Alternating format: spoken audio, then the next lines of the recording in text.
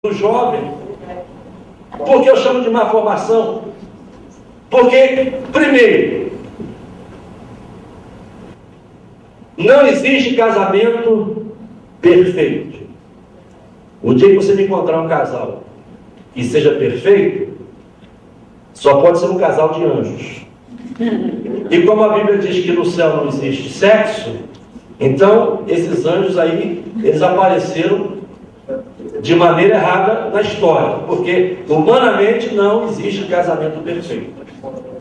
Para haver um casamento perfeito, entre aspas, um dos cônjuges se aliena. E se ele se aliena, deixou de ser perfeito. Correto?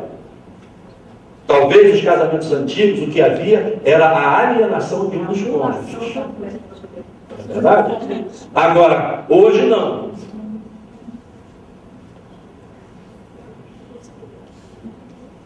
Então, se um se aliena, tudo bem, mas fora isso não, porque são duas pessoas distintas, duas pessoas diferentes, que vão conviver o resto da vida e que têm gostos diferentes, têm vontades diferentes, têm que se ajustar. Não é o marido que impõe a sua vontade, e aí a gente vai entrar numa outra área, veja a interdisciplinaridade aí, não é verdade? Não é o marido que impõe a sua vontade. Não, os dois são diferentes, têm que se ajustar, e isso decorre de que, muitas vezes, de má formação, não é de mau ensino, má formação do caráter. E aí gera esses casais desequilibrados, que dali a pouco não conseguem viver juntos, e acham que se separando e colocando um outro dentro de casa, ou uma outra dentro de casa, resolveu a situação. Eu costumo dizer o seguinte: não resolve, só troca de problema. Na verdade, se com aquele cônjuge tinha um tipo de problema, com o novo vai ter um outro tipo de problema. Essa é que é a verdade. Então, tudo isso aí passa por onde? Isso passa pela formação do caráter, passa pela formação lá na adolescência, aonde aquele jovem, aquela jovem, ela está passando por aquela zona cinzenta em que ela começa a pensar, a deixar de ser criança para pensar na vida, para pensar nos seus sonhos, para pensar nos seus objetivos, para pensar na construção da sua história, da sua trajetória, e aí possa, obrigado, se depende talvez, possa dizer da velhice, não que essa velhice seja um péssimo período, né? Mas seja um período em que você vai colher aquilo que você plantou lá na juventude. Você tem de colher. Existe uma época da vida, irmãos, que nós precisamos colher. Não dá para você ficar plantando a vida toda. Há um momento que você tem que começar a colher o que você plantou. E fiquem certos, você vai colher o que plantou. Tem nada a ver com o inferno, tem nada a ver com salvação, tem nada a ver com o céu. Eu estou discutindo isso aqui. É aqui na terra, você vai colher aquilo que plantou. Muitas coisas que acontecem conosco são resultado daquilo que plantamos, ou bem ou mal. Né? Ou bem ou mal. E aí um conselho para as pessoas que já estão na terceira idade. Né? Quantos tem aqui da terceira idade? Uns 3 ou 4, né? Mas nós vamos chegar lá também, hoje estamos chegando. Nós temos aí 4 inimigos para a pessoa idosa. 4 inimigos. Primeiro inimigo, sofá. Segundo inimigo, pijama. Terceiro inimigo, par de chinelos. E quarto inimigo, televisão. Pastor, mas como é que isso aí é inimigo? Na minha região, na Amazônia, tem mais uma rede. A rede? Porque normalmente, aqui no Brasil, irmão, se criou uma mentalidade. Que velho, a própria palavra velho em si já é preconceituosa. Não é verdade? Que velho é coisa descartável. Do passado. Né? Essa é uma mentalidade errada. Os próprios filhos, muitas vezes, tratam seus pais dessa maneira, como se eles já não prestassem mais para nada, não servissem mais para nada. Então, o que acontece? Tem muita gente que a preocupação desse pessoal é se aposentar. Primeiro, se aposentar no Brasil é uma desgraça. Com esse saláriozinho de fome que as pessoas recebem. Né? Mas eu quero me aposentar. Aí se aposenta e não tem o que fazer. Alguns vão para as praças públicas jogar baralho. Né? Você passa aí, nessas cidades aí, vê aquelas praças que montão de velho. Sem ter o que fazer, tudo jogando baralho. Tudo jogando baralho. Outros são crentes, não é? Aí não vão jogar baralho, mas aí quando se levanta de manhã, eu vou tirar meu pijama, não. Daqui a pouco eu vou ter que dormir mesmo. Não tenho o que fazer, aí fica de pijama. Aí o médico parte de chinelo. Aí vai para a cozinha, vai para a sala, você está aqui no sofá e vou ligar a televisão. E passa ali o dia todo sem ter o que fazer. Dali a pouco você pode escrever, vai aparecer no Mensageiro da Paz. Morreu de fulano de tal. Morreu porque não tinha o que fazer.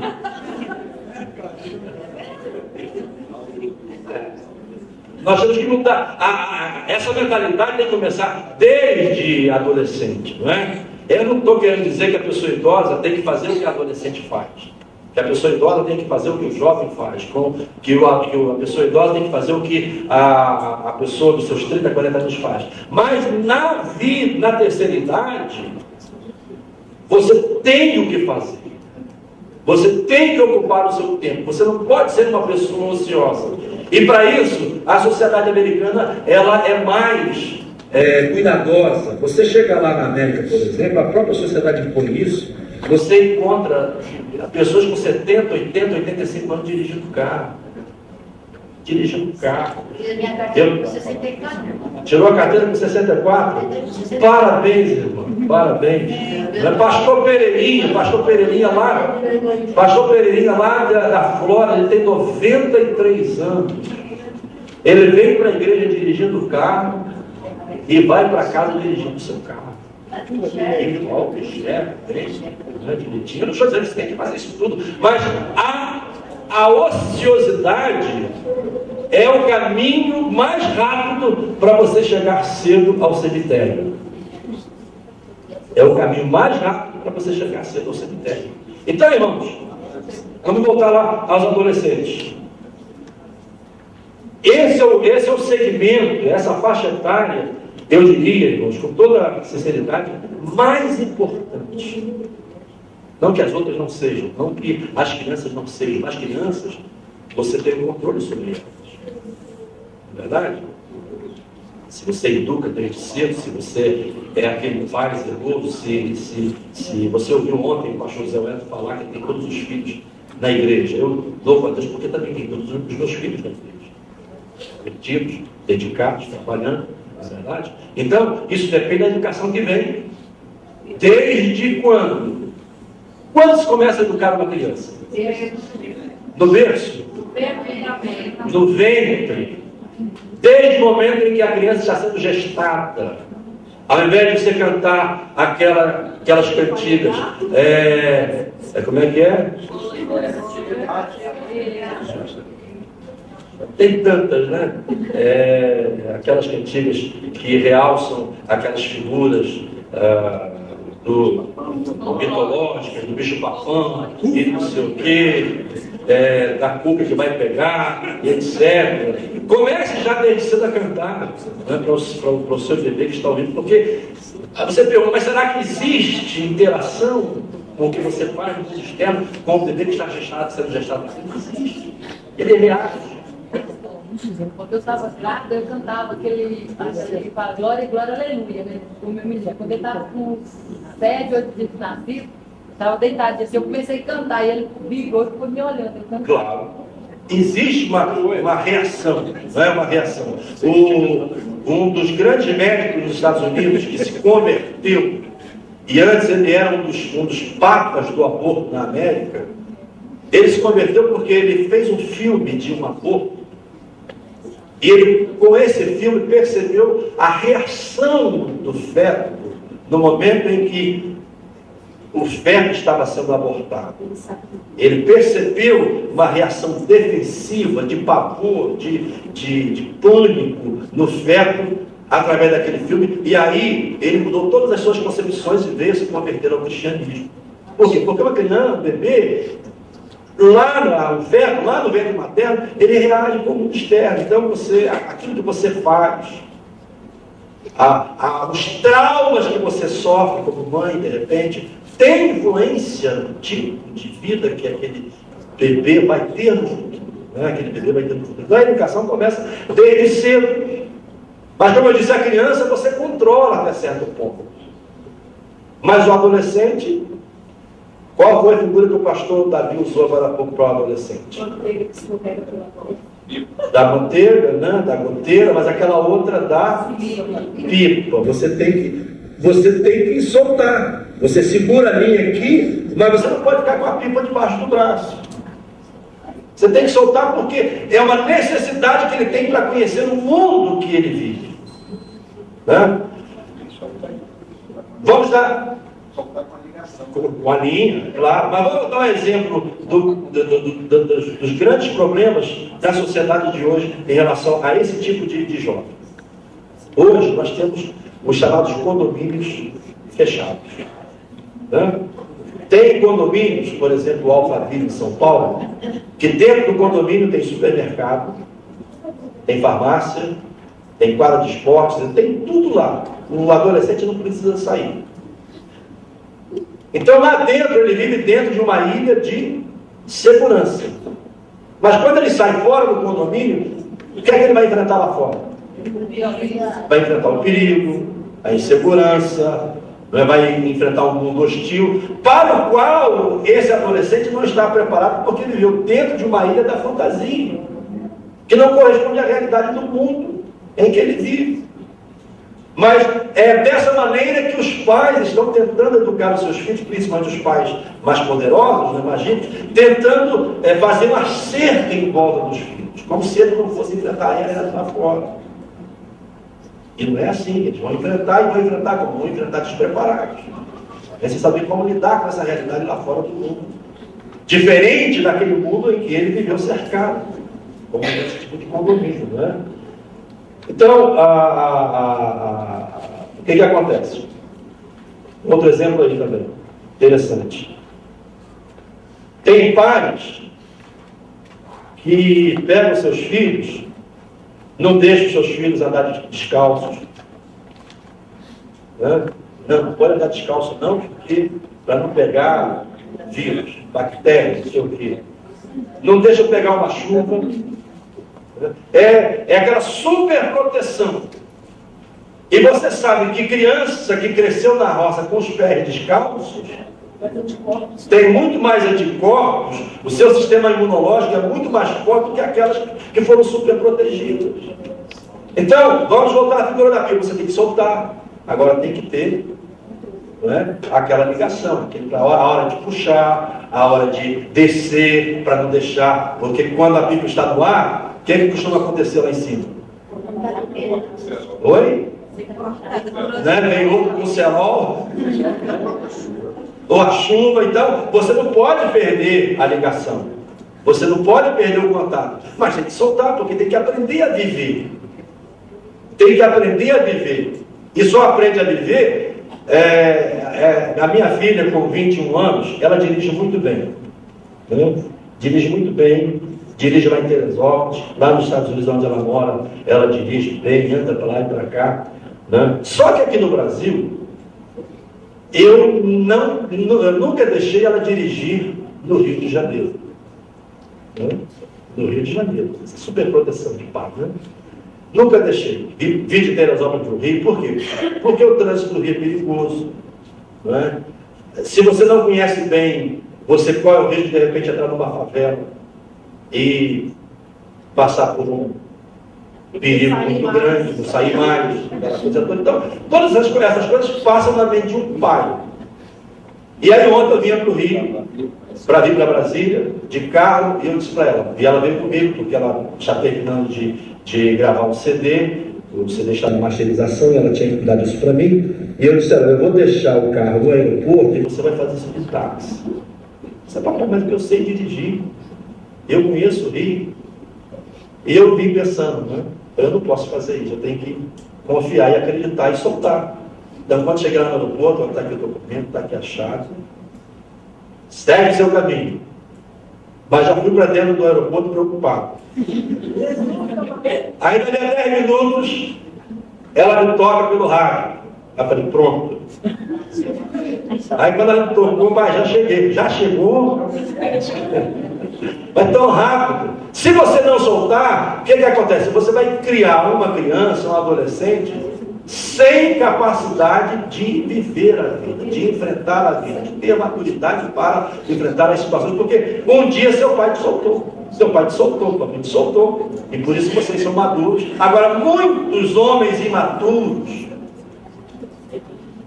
eu sei que aqui não tem nenhum deles nesta classe, muitas mulheres imaturas, são imaturas, ou são imaturos, no caso dos homens, porque os pais foram super protetores, super protetores. Então tem que ter o equilíbrio, né? O equilíbrio. Você não pode nem super proteger e nem largar, e nem abandonar. Eu achei a figura da pica que o pastor Davi usou excelente, né? Porque ela ilustra exatamente esse procedimento que você precisa ter com o adolescente, que não é nem criança e não é nem adulto, mas que vai se tornar adulto e precisa estar preparado para a vida de adulto. Mas vamos voltar aqui à questão, são 16:02, a questão da matéria, interdisciplinaridade. Como ajustar temas atuais às carências bíblico-teológicas dos adolescentes? Então eu gostaria antes de definir, depois desse preâmbulo todo, quais são essas carências bíblico-teológicas. Veja bem o termo. Quais são as carências bíblico-teológicas de um adolescente? E aí eu gostaria de ter a ajuda da classe. Vamos tentar fazer aqui uma dinâmica rápida. Quais são essas carências bíblico-teológicas? Eu não estou falando de uma criança, eu não estou falando de uma pessoa adulta, não estou falando de uma pessoa idosa. Vamos tentar contrapor. Quais são as carências bíblico-teológicas de uma pessoa com 60, 70 anos? Para tentar entender o raciocínio. Uma pessoa de 60 a 70 anos precisa, no meu entendimento, aguçar mais a sua fé na vida eterna. Concordam comigo? Por quê? Porque nós estamos já mais próximos de Bagdá.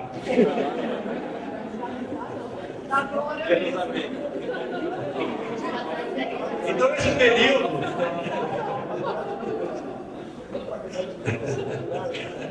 é só para ninguém dormir, viu? Senão você dorme na classe, fica complicado, né? Nós estamos vivendo aquela expectativa, né? Você começa a tomar consciência da morte. Então, em relação à terceira idade, seria essa uma das necessidades. Uma outra necessidade de uma pessoa da terceira idade é que, apesar de estar próximo de Bagdá, ou mais próximo de Bagdá, mas ainda está vivendo no mundo. E essa pessoa, nessa idade, ela pode ser e deve ser útil. É uma carência. Você tem que encontrar na Bíblia fundamentos teológicos para a vida que uma pessoa da terceira idade vive, experimenta. Então, vamos voltar para os adolescentes. Quais são as carências do adolescente? Bíblico-teológico. Professor, me ajudem, por favor. E próprio conhecimento, né, da palavra. E conhecimento da palavra, mas é muito genérico, né? Estou tentando trazer isso para especificidades. Ocupação do tempo dele. Ocupação do tempo. Sexualidade. Namoro. Sexualidade. A questão que o senhor sempre aborda sobre criacionismo e evolucionismo, esse confronto aí é... O confronto entre criacionismo e evolucionismo. Por quê? Porque lá na escola secular, o que é que ele aprende? Ele aprende evolucionismo. E nós cremos em quê? Nós cremos que o mundo foi criado por Deus. O nosso professor que mencionou estrutura familiar. Qual é a concepção de família que a sociedade hoje passa para os nossos adolescentes? Liberal. A concepção liberal. Um lar onde tem várias pessoas que vivem juntas, independentemente de serem pais e mães. Não é a família hoje, conceitualmente, em relação ao mundo, está mudando. Uma família pode ser constituída de 2 mulheres, pode ser constituída de 2 homens. Já existem vários casos, inclusive, que a própria justiça reconheceu esse tipo de união, apesar de a Constituição não reconhecer, mas a própria justiça já estabeleceu a chamada jurisprudência, e hoje tem casais de homossexuais que, inclusive, já adotaram filhos. Eu pergunto, qual é o referencial que uma criança dessas tem? De pai e mãe. Verdade? Que referencial de pai e mãe? Então, vocês percebam quais são as carências. Vamos lá agora. Sexualidade, a questão dos fundamentos bíblicos, como já foi mencionado, da criação, a estrutura familiar, a ocupação do tempo, sexualidade, a participação dele dentro do contexto de igreja. A participação dele dentro do contexto de igreja, porque normalmente o adolescente ele se exclui, se retrai. Enquanto a terceira idade você já sabe o que espera, né? O jovem tem muita incerteza ainda com relação a isso. Expectativa de vida, incertezas. Não é? Quem que eu vou ser? É aquelas 3 perguntas básicas. Quem sou eu? De onde eu vim? E para onde eu vou? Teve um evangelista que se encontrou com um cidadão que era pedreiro e querendo evangelizar, chegou para ele: meu amigo, quero lhe fazer 3 perguntas básicas. Ele disse: quem é o senhor? De onde o senhor vem? E para onde o senhor vai? Ele disse: eu me chamo Manuel, eu venho do meu trabalho e eu estou indo para casa. Entendeu o contexto, né? Fora de contexto não faz sentido. Mas são 3 perguntas básicas. Quem sou eu? O que eu estou fazendo aqui? Qual é? E aí vem a questão da interdisciplinaridade. Qual é a filosofia que a sociedade passa para esses jovens? E, sobretudo, muitos dos nossos professores sem nenhuma formação cristã, sem nenhuma formação bíblica, porque, infelizmente, o nosso quadro de